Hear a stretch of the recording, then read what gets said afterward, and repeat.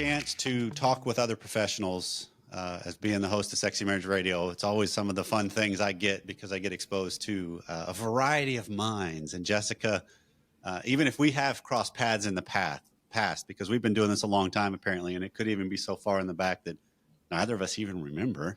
But so glad to have you on the show, Jessica. Yes, thank you for having me. It's a pleasure to be here. And so you do a lot of relationship and marriage coaching, and then you also got the licensure in psychology. And so you're well versed when it comes to the ins and outs of what people in the front lines of relationships face, right? So one of Yes. the things, just to dive right in for the sake of getting deeper into a conversation with you, is the idea of how often we can be critical with each other, or the idea of how things come across that then I may not even be aware of how I'm reacting. And then it is criticism. I noticed you've got quite a bit on it, and I want to talk into how do you see this playing out, and what are some of the best things and practices couples can do? Yes.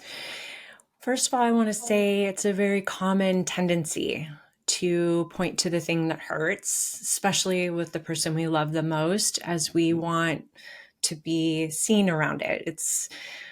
We're experiencing some discomfort or issue with something or pain, and we want to point it out. And when we're discussing intimate relating and in a marriage where there's a lot of interactions, it can sound very critical, right? To your point that my husband and I so much background in this, and my husband's privy to and has done a lot of his own work. And still, it's a human tendency that's very, very common. And where, to your point around what's going on, I will say there's two problems when we're not catching this. And one of those is in intimate relationship, we aren't super interested in being an unsolicited corrective feedback. Like, that's not why we're Of course, bonding. We right. didn't sign up to be evaluated. There could be all this critique, and your partner has a front row seat and how you could be improving. And we're not asking for that. So solicited is one thing, but unsolicited, especially when it's critical. Yep. And so people typically, the normal response, I know you know this, most of your audience knows this, is to feel defensive, because often it's not an accurate portray or representation. It's a pointing to one thing, and then the other person in response is going to point out all the other things of contrary, Right. which gets into the criticism defensiveness loop. The second problem is that usually, Corey, when we are leading with criticism or some complaint, there's an underlying either need or a request or a feeling that's not visible. So we're sending the cue to the other with complaint and criticism, but it's a bit of a smoke signal, because it actually isn't a real true expression around the deeper vulnerability. So it's a bid, if you will, but the bid is kind of confusing because it's more about the other person.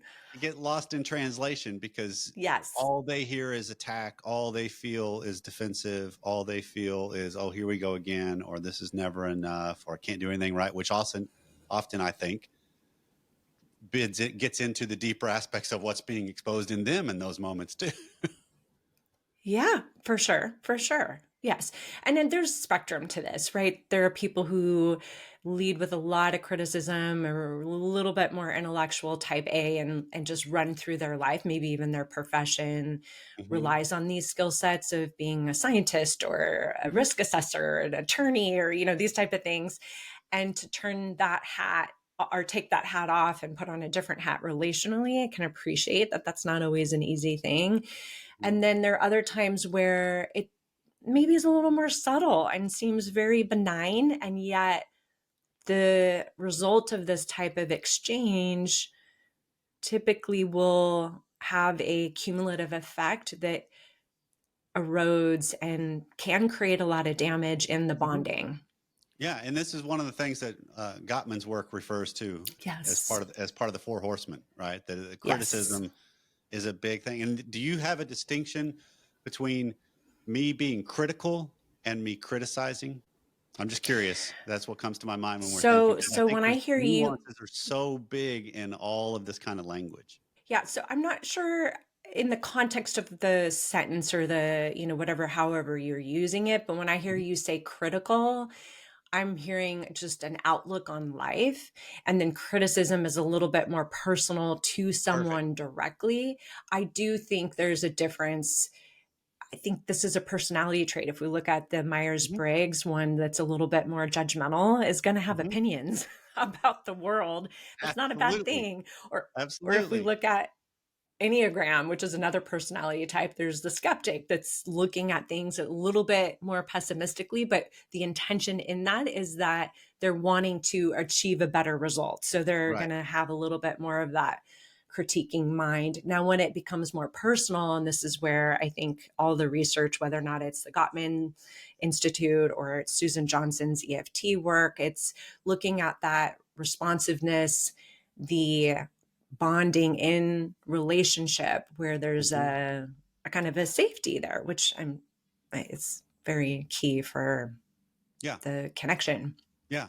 Okay. Yeah. And I didn't want to derail this, but I think sometimes I can hear people because I've had this in my own thought processes of, but wait, no, I'm just critiquing something. And I'm trying to justify my stance more than anything. Yeah. But I think there Yeah. is, uh, it warrants us getting deeper into how is this really playing out in my life and in my relationship, because it's going to be very easy for us to say, well, my spouse does this, rather than seeing it as I probably do too. And so how? And that's kind of the whole crux of all this work. Yeah, because I think, Corey, one of the things that when we look at how this plays out in the dynamic, I have a story or kind of an example that Mhm. I've experienced a lot in clients that I think is important to bring up in the context of this. But how this typically plays out, one leads with the complaint or the criticism, the other feels defensive, and then they're off and running Right. around who's right and what Right. evidence they have to support that. When again, the deeper concern, and I'll use an example for myself in a moment, but is there's either a need or a longing. And when that's not visible, then it's almost like we've taken an exit and Hmm. we're distracted and we're actually not on the path to our goal, which is understanding each other better, showing up for each other, helping each other, even when there's upset, fear, difficulty. And one of the things that I was going to say on an aside that I've seen clients express is that they'll investigate their tendency of criticism, or whether or not, I was going to say take my course or something, where they're getting support around looking at their critical tendency. And then they're actually in the place later where they're saying, well, I was right. Like I had a right to feel the way that I did Right. about whatever the circumstance. And if anything, my partner was taking issue with my being critical Hmm. as a defense, but also like that became the issue, was that I was Hmm. critical. And so I'm even working with a client who is in the midst of a divorce, has two little ones. And this was been the focus. I didn't work with them as a couple, but that as in the relationship was her controlling and being critical. Now, Okay. turns out he wasn't being all the way honest. There was betrayal. There was a lot. So there Oh, legitimately, she was feeling afraid and right. not safe on the inside. How she expressed it became problematic, and he Hmm. had reason to take issue with that. And that's where the focus was in the couples work. So again, all this energy, time, and yet Hmm. there wasn't a real attention to the deeper needs. Hmm. Yeah. That's that element of what comes to my mind as I'm hearing you frame this story and this example, is our tendency as human beings to, particularly when it comes to relationship, because I believe in marriage, I can't really hide. Right? Things get exposed, and the same thing's happening with my spouse. There's things being exposed that I'm privy to and can't necessarily put all the pieces together to make sense of it without their assistance, but I'll make my own sense of it. And so a lot of times it seems when something happens and I'm feeling criticized, I will react defensively. And a lot of the reason I think can stem from this idea of I want to attack where they're wrong rather than I need to face where they might be right. because a lot Or of times, I'm keep Mhm. going. Or I'm stressed and I'm wanting you to be a source of support and comfort, and I'm not actually looking to get input or feedback right now. Like the Okay. soliciting, right? Like Okay.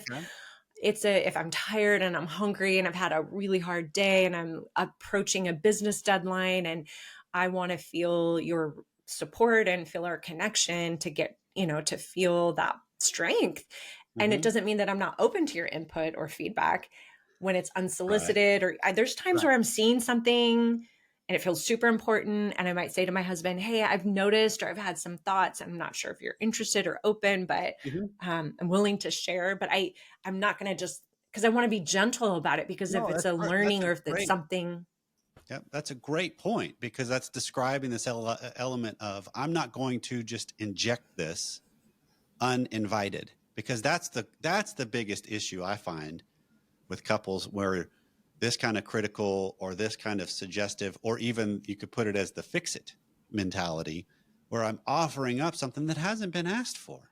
And so immediately we're off to the races in some way of not really addressing what's going on. Yes, Corey. And I would also add, as you mentioned, we're in relationships so close and privy to experiencing each other. So the neuroception, I mean, this happens in like microseconds that the Hmm. facial expression, the tone of voice, the nonverbals, we are aware Hmm. when something's amiss or there's like upset at play. Right. And typically when we use criticism, there's a charge to it. And Yeah. that charge is likely not about your partner. It's Right. likely about what's going on in you. What are you afraid of? What is your request? What is the reveal around what this brings up for me? Mhm. That's I mean, good.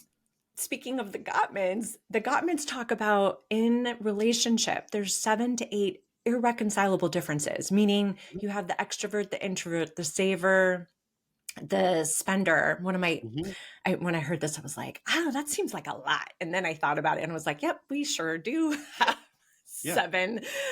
And one of them, Corey, is he's a little bit more paced in what he takes on, and he likes to simplify and be conscientious around energy expenditure in a way that is very wise. I will tend to want to do too much, go a little faster and excitable, these type of things. And this, we run into this a lot when Mhm. there's a project or something we want to do. I'll have lots of ideas and he might feel a little bit like, whoa, like let's get Right. like prioritize, or let's Right. get clear here. And so how we negotiate that, it can be for each other, right? Yeah. I don't want you to feel overwhelmed, and I also want to make progress.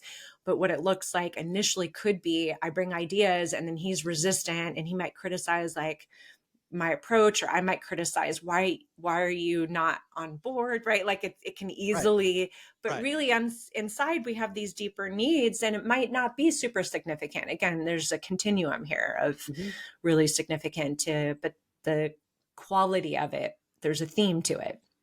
Absolutely. And do you think, because this is one of the things I believe in, and I'm curious your thought, because I think it fits in the realm of our conversation, that there is, if whatever it is we're fighting about in a marriage, or whatever's triggering to me, or whatever is being tapped into that is a deeper value, deeper need, that I have a belief that if what we're fighting about isn't over a moral or a value based thing, we're just fighting over what brings me more relief and comfort. Right? It's just the way I want to do life, because it's just simpler, or it's what my parents did and their parents did and their parents did, on and on we go. And that's just the right way, rather than, hold on a second, maybe it's just about my comfort here. Is that really that paramount? I think it's a great question. I mean, one of the things I'm inviting people to consider is if my partner were to do, or if my spouse were to do X, Y, and Z, the thing that I'm wanting, what would it allow me to feel? Right? Is Okay. it that comfort? Is it that ease? Or is it like, I don't, there is some deeper vulnerability here. Hmm. Oh, that's And so good. it can be helpful to understand the underneath parts, because that's going to give a little bit more, because when we look at responsiveness and we want our partner to respond to us, when we can lead with the request or the reveal, like, here's where I'm at, or here's why this is sensitive. Most often, if there's not a lot of Right. baggage or, history that makes this super complicated, which happens in relationship, we're wanting to feel that responsiveness, right? When we Hmm. look at this is really the meat of emotional connection, is that responsiveness. And so when we lead with a complaint and then we're off on the criticism defensiveness loop, we're actually not showing what we're wanting to be Right. responded to, or that our Right. partner or spouse is going to be able to connect with and feel support around. That's really what we're wanting. Yeah. It's that idea of, I framed this a long, long time ago of, I want me to be accepted, but what I actually end up doing is things that aren't me. And so what gets accepted isn't me, but yet I want me to be to be loved and Yeah. appreciated. Yeah. Is that more of the people pleasing tendency that you're referring Well, to? I think that's that element of, we have a hard time either. I put it on a continuum, if you will. On one end of the spectrum, I have a hard time understanding exactly what it is that's deep down in me that I'm after. Uh-huh. I haven't done that work to know what are the deep core value things. The other side of the equation is I'm really risk averse. I don't want rejection. So I try to perceive what I think it is you're perceiving you want from me. And I try to be as close to that or without giving up myself. And that's the pressure of relationship in and of itself. That's just an inescapable thing. And that's the crucible, is the way I think of it, in our development, Hmm. of challenging us to get deeper into, this is who I am, and this is how I interject things that, and then what you just described earlier, that I think is a good pivot into some of the things we can do to address this, is that idea of, you recognize something in your husband that's a project, and it's like, hey, I've noticed this, and it's kind of a softball. Hey, are you interested in what I'm noticing? I use the phraseology of, can I make an observation? Right? That it's just, and if it's a yes, I welcome it.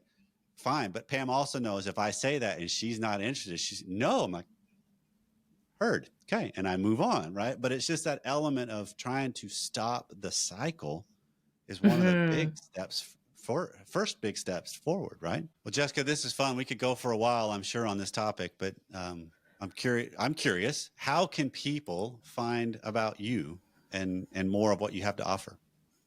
Yeah. Well, one of the ways to get connected to what I'm offering, and supporting people, is a podcast that I host, which is the Empowered Relationship Podcast, which we're both questioning if you've been a guest previously, but I know you're going to be an upcoming guest. So Right. I'm looking forward to that. And my website is drjessicahiggins.com. And there's so many resources there. One thing I'll point people to as it relates to this conversation, and I imagine you have the link, but it's a free guide. It's how to shift criticism into connected communication. And this is a work, kind of how to workshop what might be a critical tendency. There's lots of examples, how to reverse engineer the critical statement into more of a request or a reveal. So there's lots of Perfect. examples, lots of language, and how this sets us up on the track of having our partner be more responsive and really being in a place of helpfulness when we're having a thing that we want attention around. Perfect. Well, thank you so much for the time today, Jessica. And man, thank you for the work as well. Yeah, thank you so much for having me. It's been a pleasure to be with you.